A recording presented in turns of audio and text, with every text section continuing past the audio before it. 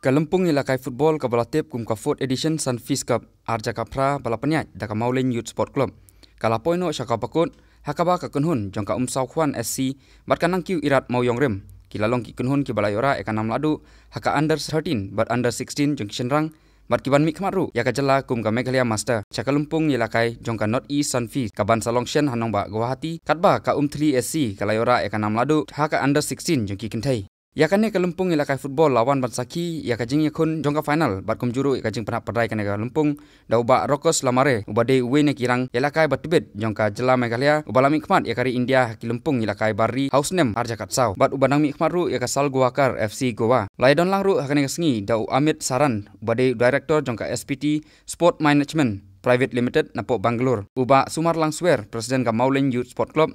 uba Ricky Maulong sekretari Shnong jongka Maulin lambat kiwe Hadin bala penhap perdai kane Kalempung la samru iki kusnam siki kunhun ladu ki balayora ekasong pisa ka baat pun riu hajar tengka rangkat baka trofi.